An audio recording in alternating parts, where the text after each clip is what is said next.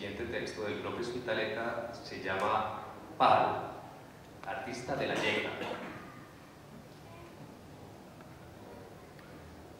Nos dejaba a todos sin respiración y sin equilibrio, con esas gambetas inusuales, quizá a lo Garrincha, un poco circenses, tal vez un tanto aturdidoras, acariciando la pelota de plástico amarilla, moviendo sus pies descalzos, morenos, milagrosos, casi invisibles por la velocidad en el amague, avanzando entre 2, 3, 4 atónitos rivales. Carrusel era su cuerpo magro, gaseloso, virtuoso y riendo despacio, porque ni él mismo podía creer que su talento para jugar al fútbol en esa calle ancha pusiera a todas las ventanas y a todos los techos a mirar, admirar las maravillas de un par de piernas, ballet sobre el pavimento. Bueno, muy bien. Dos libros, ambos tienen un título muy extraño. Yo quisiera que cada uno nos dijera a todos si ese es el primer título que pusieron de entrada o cuántas veces cambió el título y por qué se llama como se llama. Bueno, yo a mis alumnos o exalumnos siempre les decía que en un reportaje o en una crónica o en todo caso en un asunto que tenga que ver con los géneros narrativos en el periodismo, lo último que uno hace es poner el título. Lo mismo en la literatura. Yo creo que el título es lo último porque ya vos tenés todos los elementos del conocimiento, el ejercicio, el calentamiento, ya sabes los temas, los personajes, las fuentes, todo. Entonces, titular es muy complicado. Yo por lo menos hice una listica, que eso es lo que les recomiendo. Hagan una lista de unos 1000 títulos, mentiras. De unos 10 títulos, ¿cierto?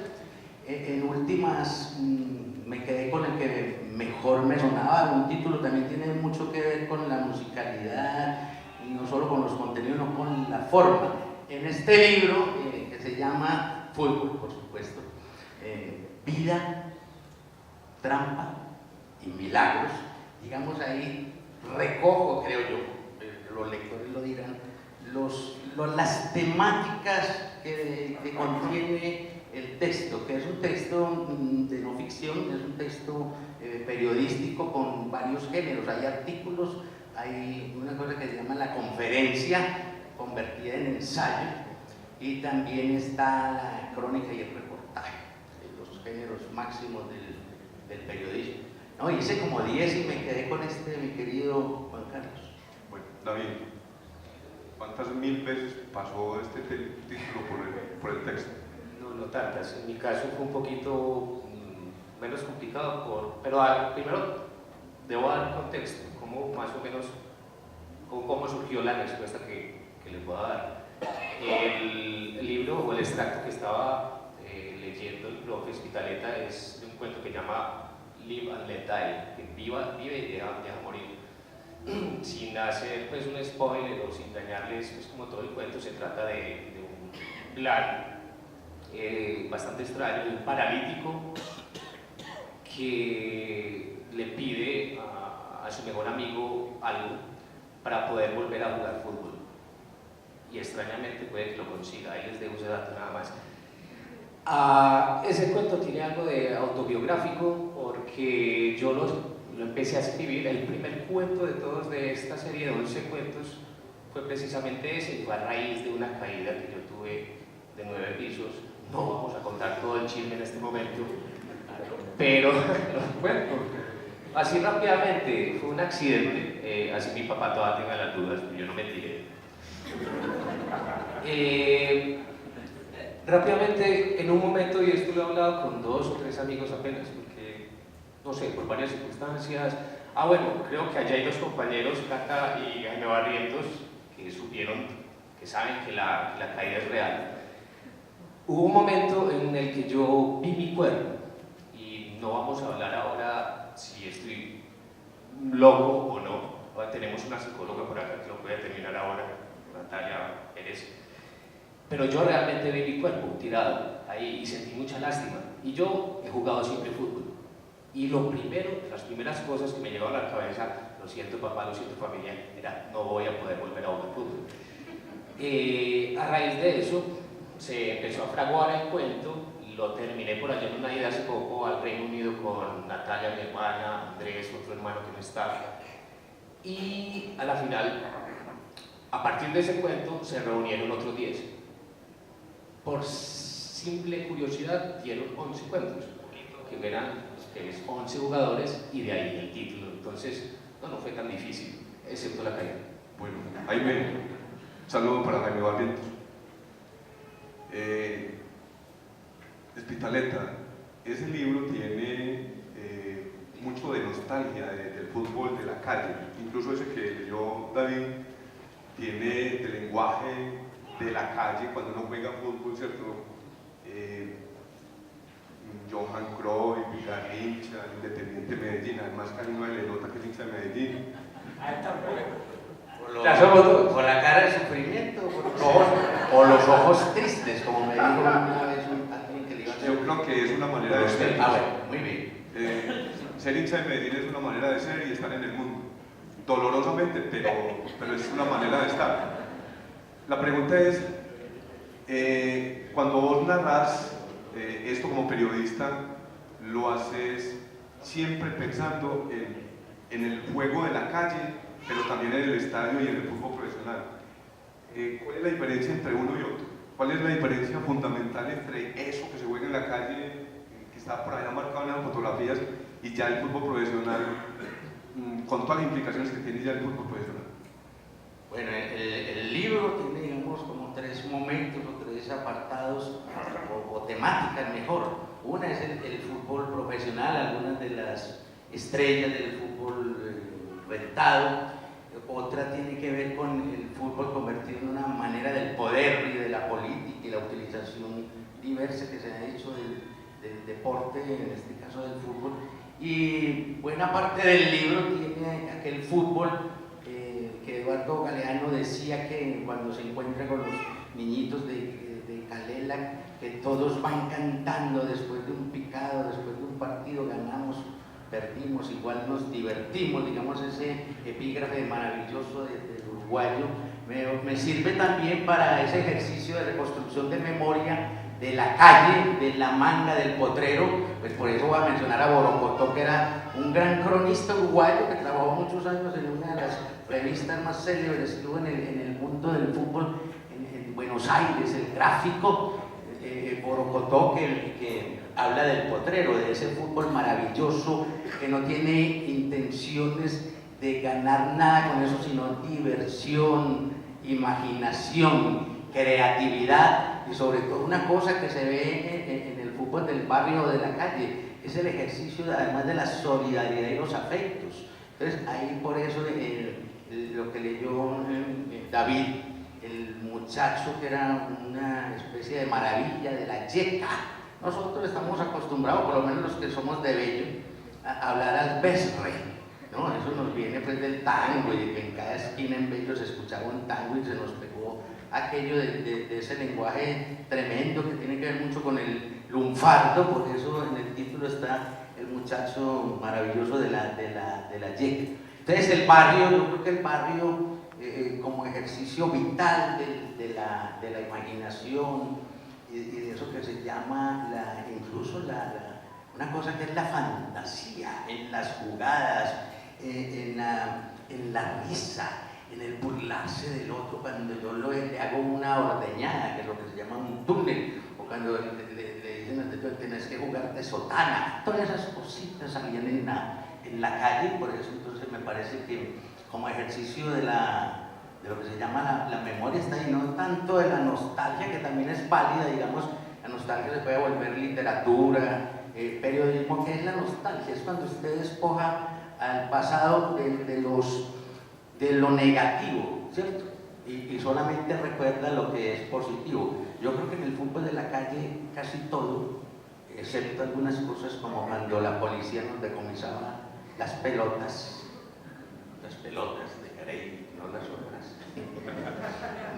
Entonces es eso de la nostalgia, que suena mejor en italiano, la nostalgia. Que es dolor de casa.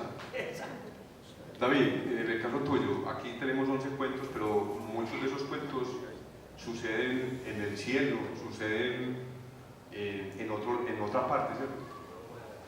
También un poco esa diferencia entre el fútbol de la calle y el fútbol que uno juega entre compañeros y amigos y parceros y que pelean y después se dan la mano y se toman la cerveza y vuelven a contar otra vez el partido y el fútbol profesional.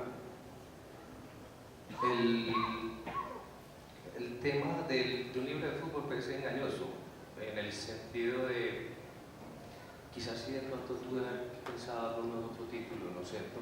Ya no tenemos tiempo. Mentiras. No, me refiero a que el fútbol, al menos en mi caso, yo quería mostrarlo igual. Vos también sacaste, creo que el año pasado, el título del fútbol es metáfora. ¿Año pasado? ¿Año pasado? No recuerdo. A mi parecer, el fútbol, desde la definición misma de un juego, se aplica perfectamente a muchos estamentos o situaciones de la vida, en el que hay un rival, hay una barrera, hay un objetivo.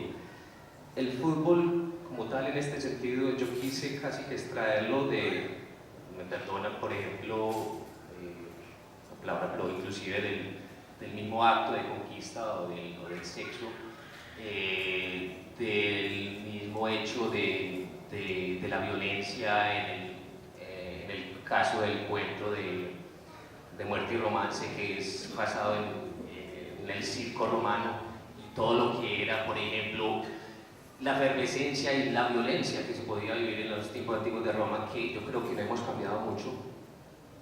Creo que también lo mencionaban muchas de sus, en muchas partes de su libro. Y nada, entonces era, bueno, también mostrar, por ejemplo, ahorita en el Mundial de Rusia, cómo es esa interacción o cómo es ese gramo, pero, por ejemplo, en ese caso quise abordar una mirada distinta. En resumen, lo que quiero decir es, el otro lado del fútbol no es que no haya un par de cuentos sobre una narrativa de barro, pantano, sudor, codazo, hay un par, pero los otros es una manera distinta o una metáfora del fútbol. No sé si eso más o menos responde. Tenemos un listado muy grande de autores que han escrito sobre fútbol y literatura. Camilo José Cela, Premio Nobel de Literatura, Günter Grass, Eduardo Galeano, Borges en contra del fútbol, Juan Villoro, lo tuvimos aquí en esta fiesta. ¿Cuáles son esos autores que ustedes tuvieron que haber leído para escribir? ¿Cierto? Uno se tiene que nutrir, uno se tiene que alimentar antes de emprender pues, el ejercicio de la escritura. ¿Cuáles son esos referentes? Ahorita mencionaste a Galeano. Galeano es un referente obligado cuando uno habla de fútbol y literatura, pero también hay Horacio Quiroga y también hay, bueno, en fin. ¿Cuáles son esos autores, Spitaleta, como referentes inmediatos? Y una pregunta adicional, ¿por qué no existe novela sobre fútbol y literatura? Hay una o dos en América Latina, pero hay mucho cuento sobre fútbol en Argentina sobre todo, pero tenemos muy poca narrativa como novela. ¿Por qué creen ustedes que pasa eso? Bueno, uno se nutre de mucha gente de la literatura.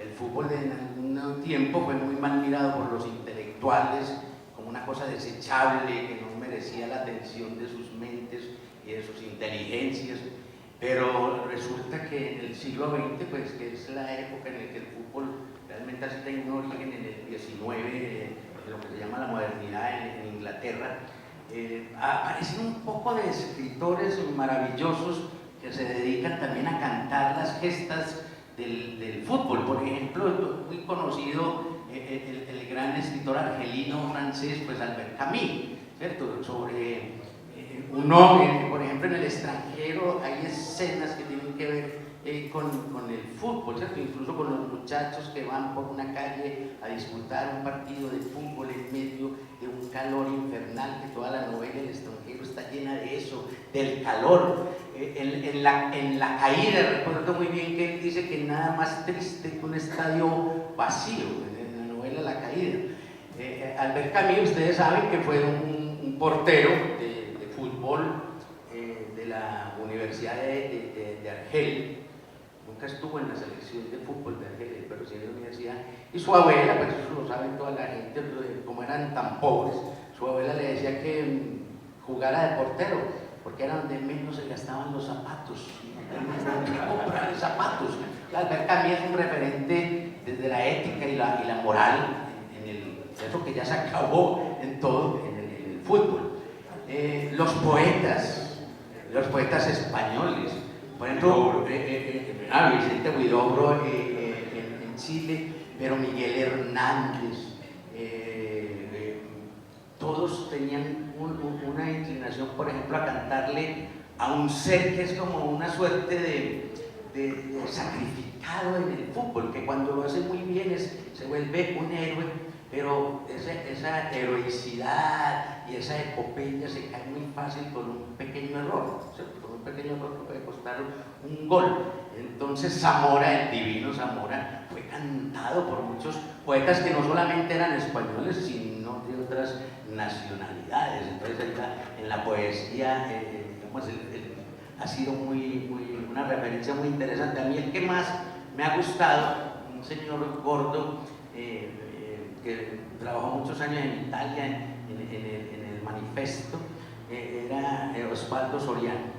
Osvaldo Soriano para mí es el que pues, para mi gusto, a otros puede que le guste más Fontana Rosa, que es extraordinario sus cuentos de fútbol. Osvaldo Soriano era un ser absolutamente sensible, tremendo, los cubrimientos que hacía del fútbol, las crónicas.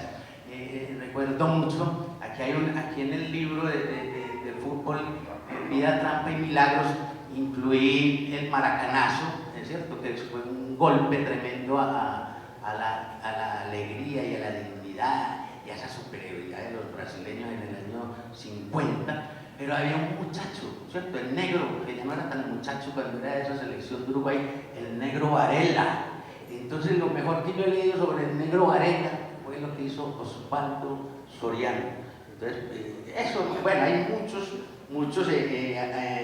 tuvimos, por ejemplo, hay un reportaje celebérrimo nuestro que lo hizo un loquillo llamado Álvaro Cepeda Zamudio. Digo loquillo porque era bien loco, era un hombre polifacético, hizo cine, publicidad, periodismo, de todo, ¿cierto? Leía, escribía en inglés, es el que introduce, creo que la modernidad en el cuento en Colombia. Ese reportaje de Garrincha es una joya maravillosa. Yo debo ser muy sincero en esto, Juan, y voy a sonar muy sacrílego. Aparte de la enciclopedia planetada de los mundiales de fútbol y alguna otra cosita por ahí de ti, y no he tenido, va a sonar muy irónico, muy contradictorio, que quizás yo haya escrito un libro de fútbol sin leer, sin haber leído a muchos autores de fútbol, pero yo lo pienso también por otro lado, quizás esa también sea un ejercicio, una manera de no viciar, por ejemplo, el propio pensamiento.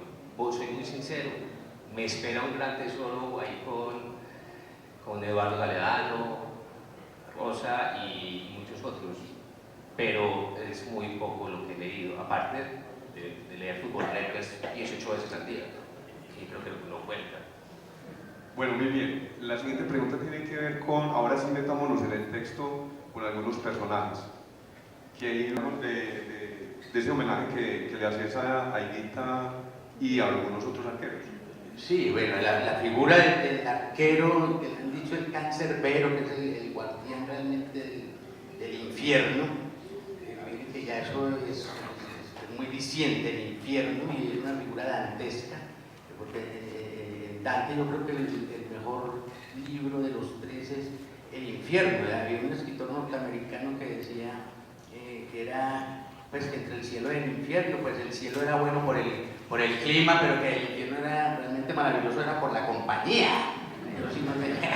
Bueno, el guardián del infierno, por lo que les decía, es un ser absolutamente en la cuerda floja, siempre en la cuerda floja en el fútbol, entonces puede volar de palo a palo y sacar las bolas más insólitas y salvar al equipo y en el último minuto cometer un error garrafal y se convierte en el villano.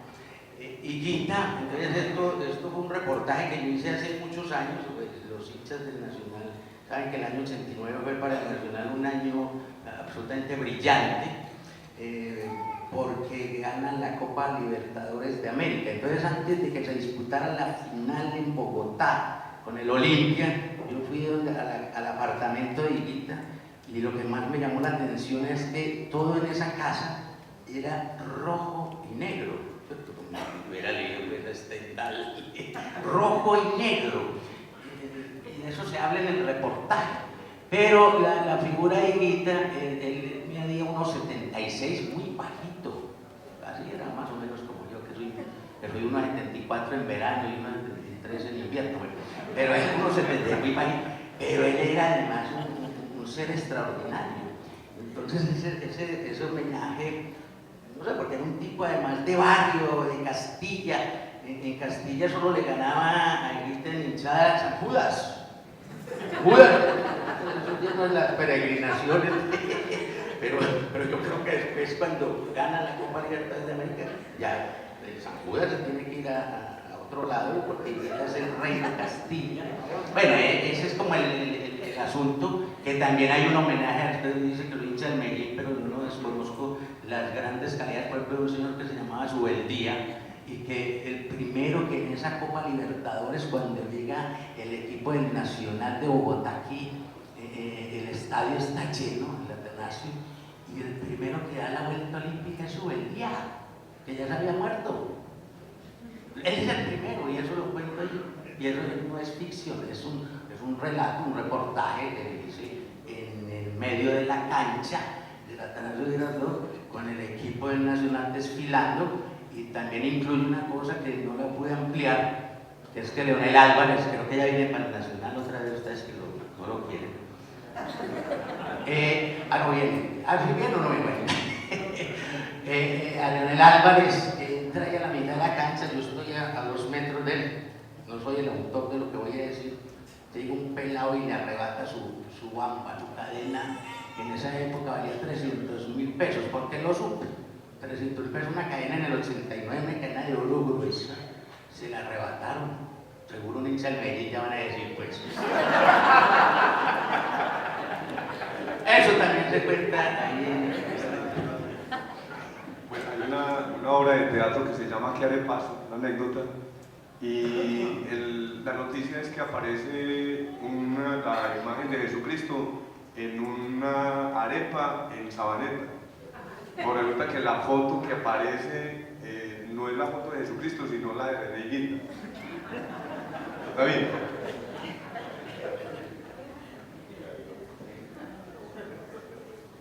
Hace una pequeña síntesis de uno de los cuentos y lo deja en punto, para que efectivamente queden con ganas de ir a comprarlo. Que eso también me toca decirlo a mí, qué pena. Listo, hay lo que se llama Génesis, y es la visión, mi visión de cómo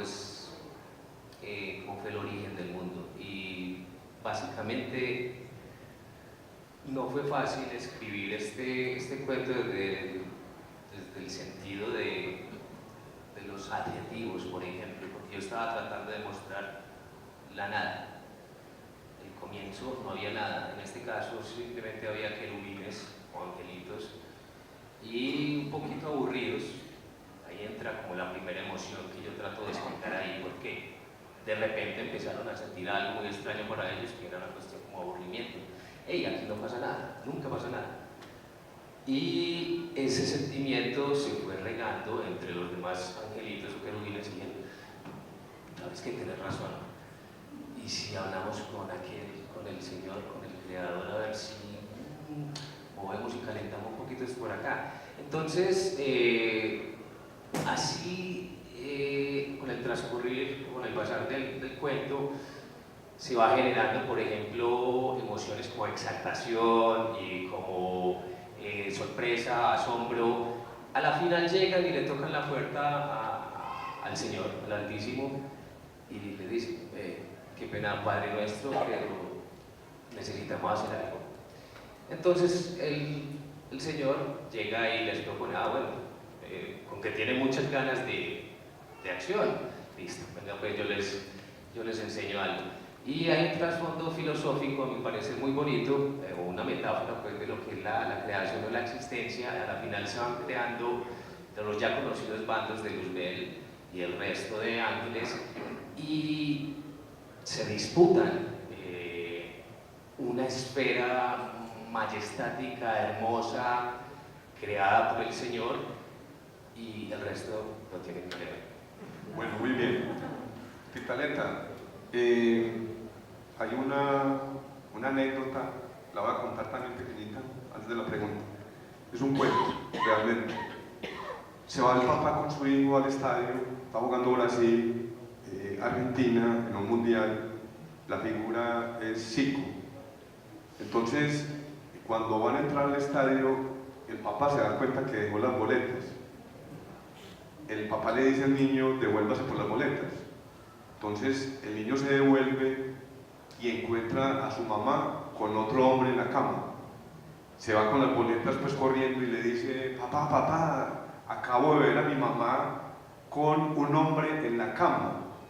Entonces el papá le dice, pues eso no es nada, yo te tengo otra peor, hoy no juega Zico.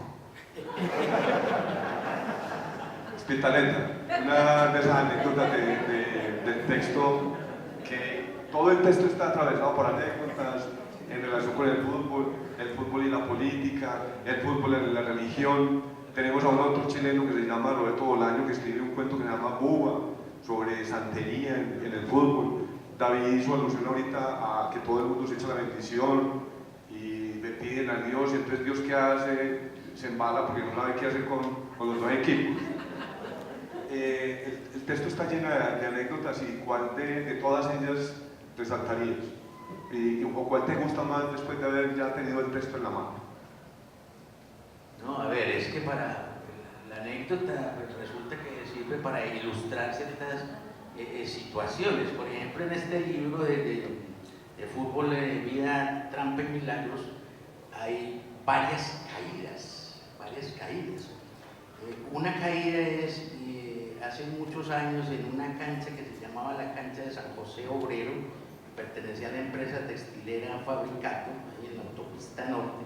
Fueron a jugar Nacional y Medellín. Jugar ahí en esa cancha que era bastante emblemática en las épocas en que aquí existía el fútbol, se llamaba de primera o el fútbol amateur. Era tanta la gente, las tribunas no alcanzaban para tanta gente, ni las mallas junto a la autopista, entonces la gente al frente había una gran manga, todo era lleno de mangas alrededor, y la gente se subía a los árboles, pero un tipo que era un albañil se subió a la torre de las primarias, hasta arriba, el tipo para ascender. Yo recuerdo que yo le seguí el paso y la vista, yo estaba dentro en la cancha, y el tipo llega hasta arriba y de pronto sale volando. Volando porque las primarias, claro, el campo magnético, entonces baja llena una columna de humo, es muy impresionante. Y él y yo veía la caída, y chao. Y todos los que se estaban subiendo a esa torre, en menos de un segundo, se bajaron y listo. Los del Nacional y Medellín pues miraron un momentico porque eso explotó y todo, y miraron sigue el partido, ¿cierto? Valió nada la muerte del albañil. Yo después supe que era un albañil y el nombre que ya no lo recuerdo.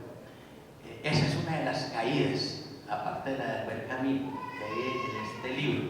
La otra caída estruendosa es la que les decía el maracanazo, que en el momento en que aquí hay un perfil del que hizo el segundo gol de Uruguay, de Guilla, ¿cierto? Cuando se murió Guilla, entonces yo dije, vamos a reconstruir un poco lo del maracanazo, porque eso fue sensacional. Digo sensacional porque hubo de todo.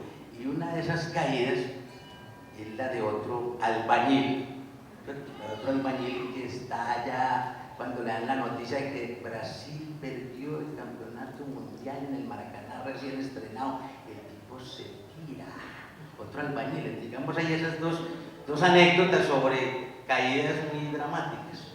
Que además fue muy triste pues porque Moacir Barbosa casi que tuvo que salir de Brasil porque no lo quería nadie, porque por donde pasaba le decían, hijo, hija, ese señor fue el que puso a llorar a este país en un partido de fútbol. David, ¿qué hay ¿De Carenas? No, ¿qué parte de la vida real, del mundo real, y se vuelve ficción? O sea, hay un punto de partida real de alguno de los cuentos y lo recreaste y lo ficcionaste, o realmente no, todos son ficción, sustancialmente todos los textos. Pues obviamente hay un proceso de construcción literario que parte de lo que yo he aprendido, he vivido, he jugado toda mi vida, no sé si bueno o mal, yo creo que regular, ¿cierto? Bueno, tengo conocimiento de causa de ciertas cosas y a partir de eso, por ejemplo, he llegado pues, como a vivir en el estadio, un glorioso campeonato de Medellín contra el Nacional, por ejemplo, perdón. Sí, claro, yo Los hinchas de Nacional creo que ya perdí ahí posibles compradores, pero bueno. Hay un cuento en específico que relata, el de apertura, que relata, por ejemplo, la emoción o el grito del gol, pero desde el punto de vista del grito. El grito es un personaje del cuento y el grito viaja por todo el estadio. En ese orden de ideas, sí, hay momentos o fragmentos que yo recuerdo muy bien y que los plasmé en cuento después de eso, pero hay otros que simplemente también son parte de mi esquizofrenia. No sé, no mentiras, creatividad. Bueno, muy bien. Producción editorial. Al profesor Roda se le ocurrió mantener esta colección de fútbol y letras y ya tenemos pues 2 textos. Tenemos aquí 2 carátulas. Esta edición es bilingüe, así nació, o sea que tenemos la idea de que definitivamente nosotros tenemos muchos extranjeros en la universidad y por eso entonces ellos también pueden leer fútbol en inglés, pero la traducción fue muy compleja. Por ejemplo, para el caso de mi libro, yo tuve todos los libros con el traductor, porque cuando uno dice gafiada, hagamos la 31, una chilena, una tijera, eso para decirlo en inglés es muy complejo. Entonces yo quisiera que habláramos de esa experiencia que ustedes tuvieron con 3 personajes que hacen parte de estos libros que uno nunca los ve, lo supone. Primero, el corrector de estilo. ¿Cuál fue la experiencia que tuvieron con el corrector de estilo? Segundo, con el traductor, que David me lo entregó ya traducido, y con las ilustraciones, porque además el texto está lleno de unas ilustraciones que aluden directamente pues, al fútbol o a lo que está pasando en el texto, pero que enriquece de alguna manera pues, el libro como un objeto bello, ¿cierto? El libro como una obra de arte. Hospitalet. Bueno, el traductor de este libro fue, ¿cómo se llama? Jean-Paul, ¿qué tiene 3 nombres? Jean-Paul, Gianni, ¿cómo es? Dani Jean-Paul, mejor dicho, ya ese hombre tenía que ser traductor, además habla por lo menos 4 lenguas, es políglota. Mejía, que es lo único como conocido, pues. Por ahí no está, o que no vino, bueno, no, menos mal, porque entonces mira que un ser extraordinario, además le gusta el fútbol, es de barrio, creo que es del barrio Castilla, en fin, entonces yo ahí menciono en alguna de las notas a la mona, una mona, aquí una mona en Medellín, pues es una mujer rubia, ¿cierto? La rubia Mireya, pues no tiene nada que ver, sí, la rubia, la mona, siempre decimos aquí a las otras de las gatiras y en México, ¿cómo le dicen en México? Las güeras, en fin. Entonces, miren que eso es muy complicado porque hay tantos términos propios de la calle, aquí hay un poco de historias de los barrios, del modo de hablar en clave de los barrios, de la esas jergas muy difíciles, pero como lo estaba traduciendo Jean-Paul, que es de un barrio, y no de cualquier barrio, un barrio futbolero de Higuita. Entonces, pero ¿cómo les parece que con la mona puso fue monkey? Entonces esa vaina no da. No tiene una que el monkey en inglés es otra, ¿cierto? ¿Verdad? De los monkeys, usted es muy joven, no le tocó ese grupo de. Bueno, entonces, así cosas pues, de ese estilo.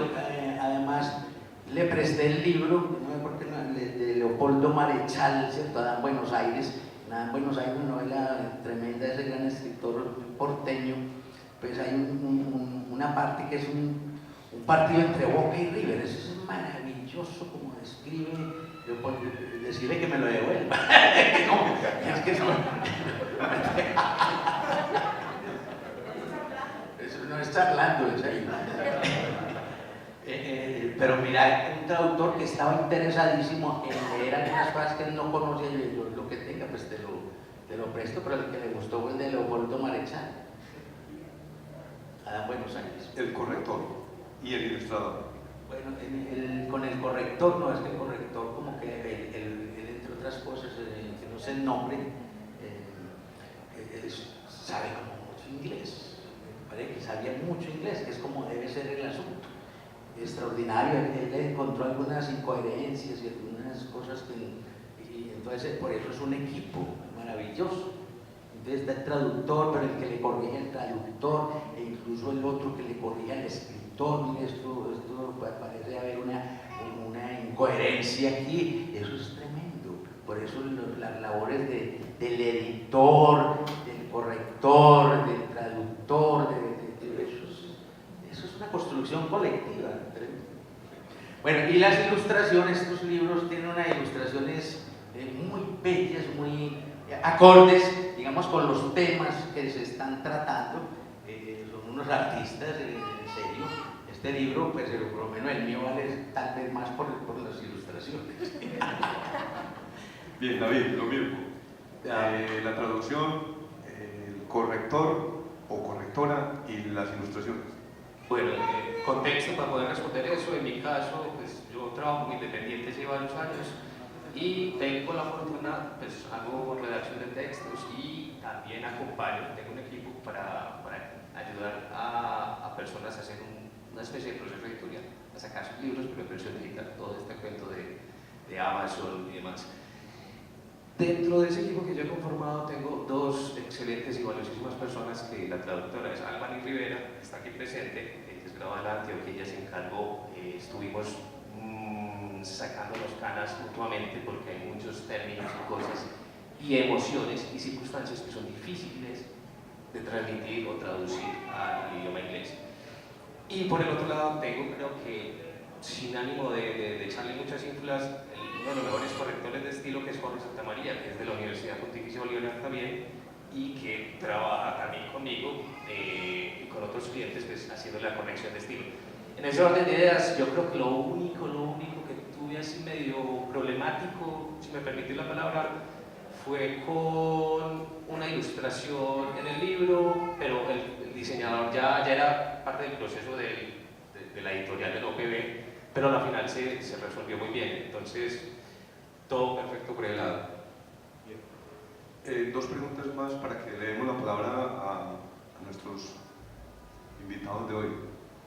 Hay una emoción, un grito en este cuento y el grito se sale y camina solo, pero hay un grito, una emoción, y es como el apellido del gol, ¿cierto? Cuando uno dice gol, gol, gol, gol, gol, gol, tiene que terminar diciendo hijueputa, porque si uno no dice hijueputa, el gol se le queda a uno, ¿cierto? ¿Qué pasa con esa sensación, con esa emoción, el lenguaje? Voy a poner un caso hipotético, ¿cierto? Con lo del VAR, en el Mundial Entonces llega y alguien hizo un gol, dicen que no lo cantó porque estaba esperando el VAR, y entonces después de 3 minutos le dijeron que era gol. ¿cómo hace uno para decir, hijo de puta, ahí si el gol ya había pasado 3 minutos? ¿Ustedes qué piensan de eso del VAR en el Mundial de Fútbol? ¿Ustedes cómo lo vieron? Ya pues, de manera personal. El fútbol, como lo decía alguien que yo menciono ahí, un gran periodista también cronista deportivo de Buenos Aires, Dante Esperanza, ¿te acuerdas de Dante Pansieri? Tiene un libro que se mira llama... que el fútbol es, claro, un libro maravilloso, como el arte de lo inesperado, ¿cierto? Dinámica de lo imprevisible. Pues, estoy diciendo que el fútbol es eso, mucha cosa del repentismo, de la fantasía instantánea de la jugada. Que, por ejemplo, la chilena solo es posible, cuando alguien hace una chilena es porque no hay otro recurso, es la única forma de definir o resolver esa jugada es haciendo esa maravilla de circo que es la chilena. Entonces, claro, entonces el fútbol tiene una serie de elementos que tienen que ver con eso de lo inesperado, y ahí el VAR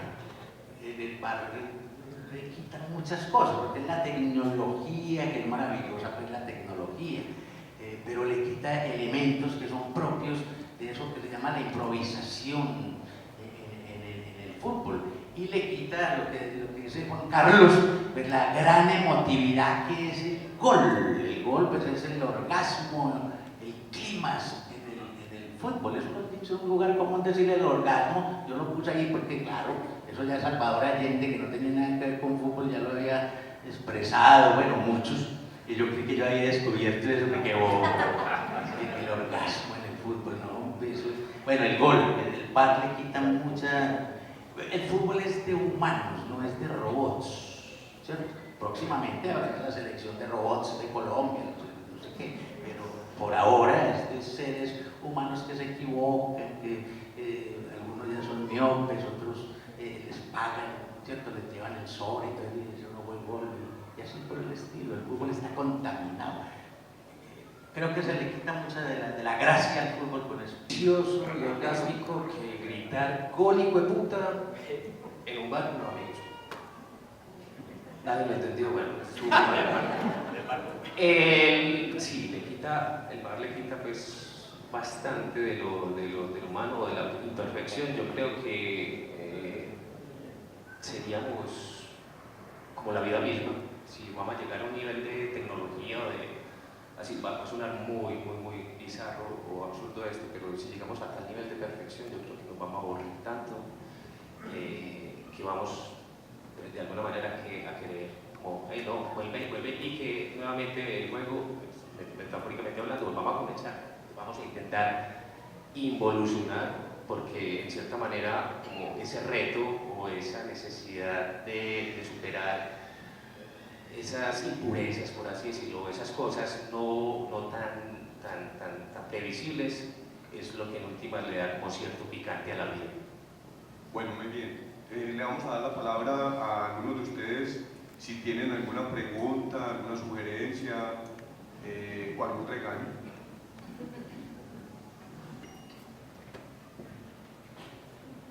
Buenas tardes a todos y todas. No, yo lo que quería decir es lo siguiente. Teniendo en cuenta que el fútbol ya se emparejó, pues el fútbol hoy en día es un parejo entre todas las naciones, inclusive los clubes. Sigue habiendo pues una supremacía de algunos equipos, pero por lo general los partidos son muy parejos.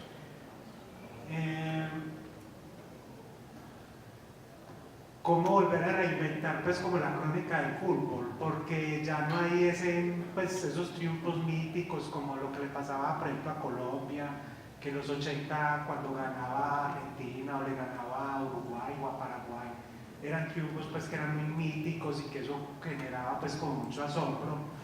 Y lo mismo pues por ejemplo cuando jugaba el América de Cali la Libertador, o el Cali o el Nacional cuando la ganó, o el Millonarios cuando iban a jugar por allá a Brasil y ganaban, que se volvían pues cosas como muy míticas, muy heroicas. Hoy en día eso no es como tan heroico porque es muy normal que un equipo colombiano le pueda ganar a otro equipo sudamericano o que la Selección Colombia para ganar. Entonces ahí está como el cuento que cómo volver a reinventar eso, como desde el punto de vista filosófico lo que hizo Descartes, que volvió a reinventar pues como la filosofía, teniendo en cuenta parámetros de antes, porque el fútbol hoy en día o todos se volvieron muy malos o todos se volvieron muy buenos, pero es una pareja, entonces cómo volver como a reinventar las crónicas futbolísticas. Bueno, claro, eso tiene mucho que ver con el asunto de cuando el fútbol se vuelve una gran fuente de riquezas, de plusvalías, o sea, de rentabilidad al extremo.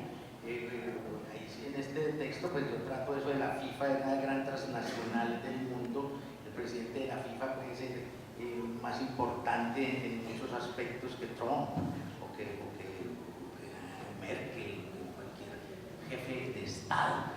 Entonces, eso lleva a que el fútbol esté demasiado sistematizado, computarizado, que hay que lograr entonces ganar y entonces el futbolista se vuelve como pasó en la prensa, en los periódicos, uno se volvía ya no el reportero y el periodista pues que puede aportar, sino parte de la gran maquinaria, ¿cierto? No era la arandelita o el tornillito, eso es el futbolista hoy, ¿cierto? Un ser que, por eso lo que decía Eduardo Galeano, hoy, ¿cuánto daría yo por ver otra vez una jugada fuera de serie, ¿cierto? ¿Cuánto daría yo por volver que el fútbol reviviera todo esto que tiene que ver con el pensamiento rápido, con el repentismo?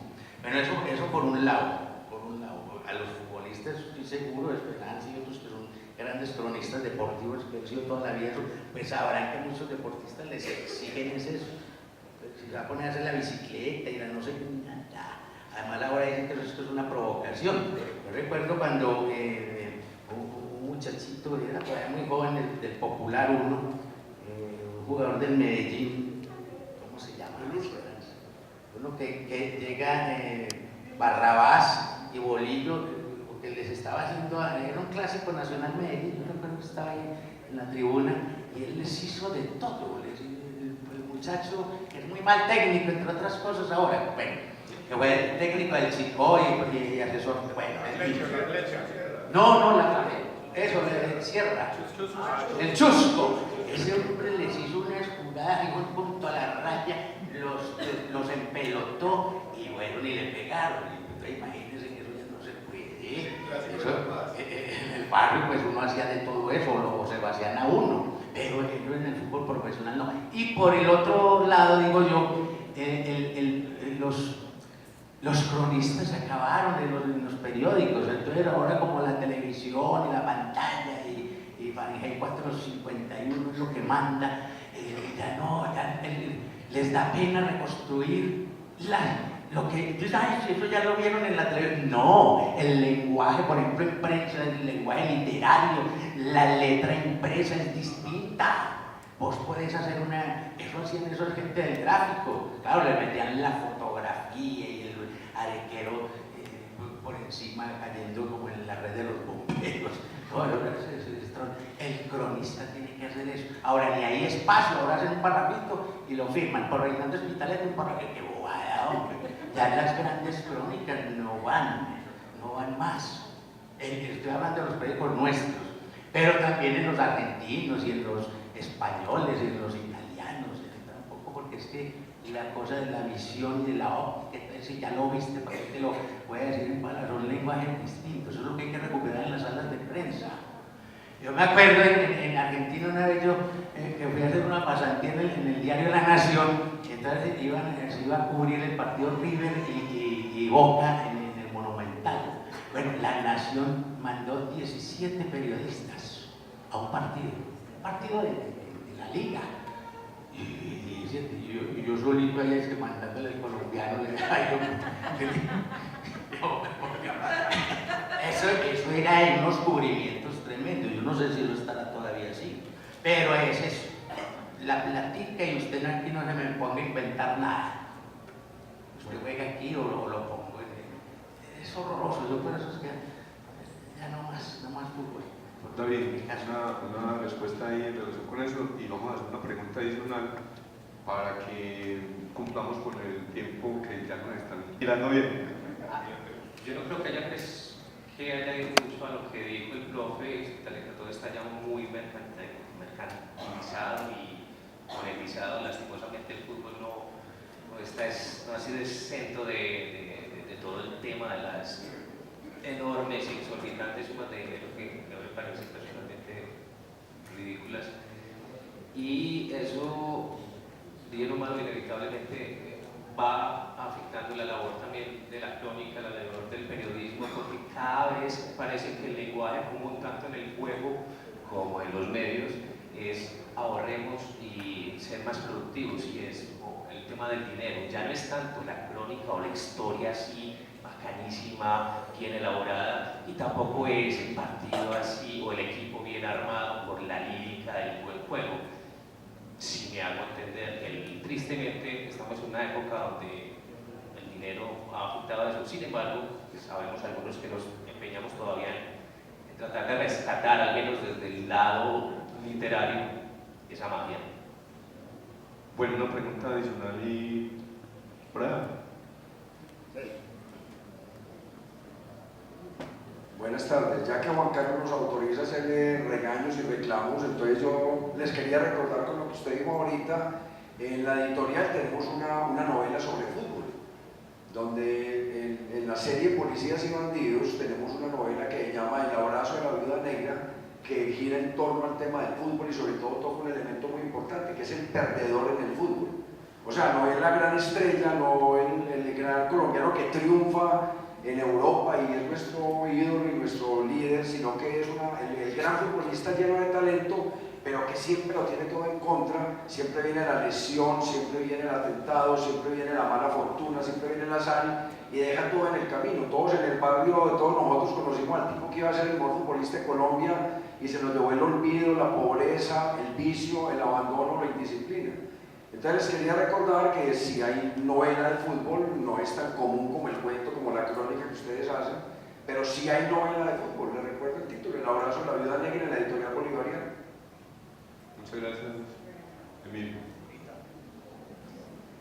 ¿Un abrazo? Sí. Linda.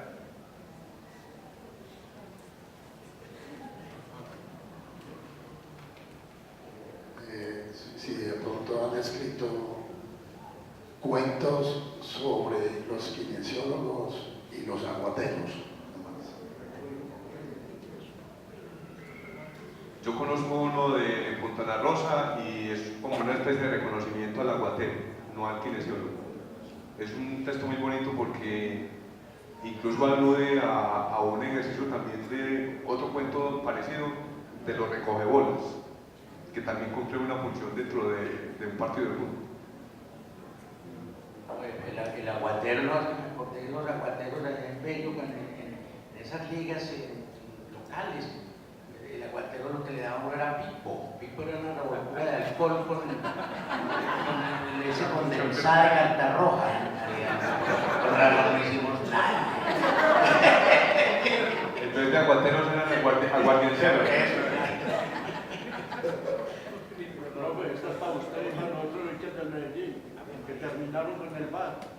Si existiera el VAR aquí en la Liga Colombiana, Medellín iba para ir de segundo o tercero, ¿qué?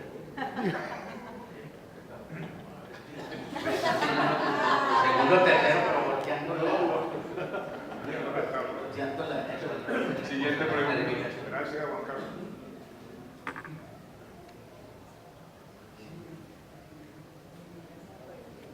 Bueno, darles las gracias por esta tarde de fútbol. Aunque la Eagle League, perdón, la Copa Águila, nos depara más frustraciones que alegrías.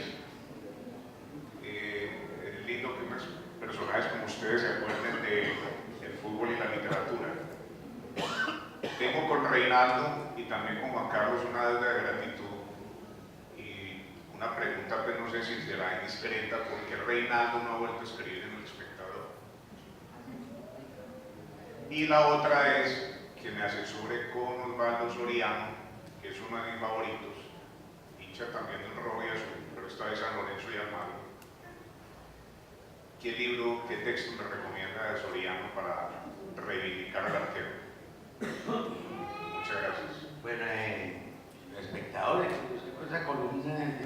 Márquez, sí, ahí sale todavía, no han colgado. Y todavía sale el sombrero de mago, ¿no? Bueno, Soriano, les decía, pues, que es un gran narrador y un gran periodista en eso. Pues yo me acuerdo de Pérez Referí, del penalti más largo del mundo. El Tito. Tito. Eso, pero del arquero. Bueno, tiene una cosa bellísima, ya no es un arquero, es Di Filippo, que era el centro delantero de San Lorenzo, si no estoy mal, allá en el barrio de Almagro. Ese estadio del San Lorenzo lo cambiaron de lugar y ahí construyeron, donde era el estadio viejo, construyeron un Carrefour, una vaina de esos de mercados de superficie enorme. Y esa crónica hermosísima de Soriano describiendo ahí junto a la cajera o junto a la zona de los quesos, entonces cómo hacen el pase para Di Filippo, cómo se eleva Di Filippo y cabecea después de ser un sostenido. Eso es hermosísimo. No está lo yo no recuerdo cosas sobre el arquero de pronto los otros lectores de Soriano, porque habló más de jugadores de campo, llamémoslos así, lo que les decía de Obdulio Varela y de otros. Soriano es extraordinario, incluso para hasta en su novela Cuarteles de Invierno sobre el boxeo. Los argentinos no solo saben de fútbol, sino automovilismo, y el boxeo siempre fue una cosa extraordinaria en Argentina, tanto que no solo Soriano, pues muchos otros escritores como Cortázar, como el mismo Roberto Ar, como Rodolfo Walsh, que era un gran reportero investigativo y fuera de eso bien revolucionario y tremendo, que lo desaparecieron. Tienen cosas sobre el boxeo, ¿cierto? Sobre el Mono Gatica y otros grandes boxeadores de allá. Pero no, ahí me corchaste, yo no sé si Soriano tendrá sobre... Yo de lo que he leído no recuerdo que se le haya dedicado a algún arquero. Bueno, muy bien, muchas gracias a todos por la asistencia. Yo creo que estos dos jóvenes merecen un aplauso.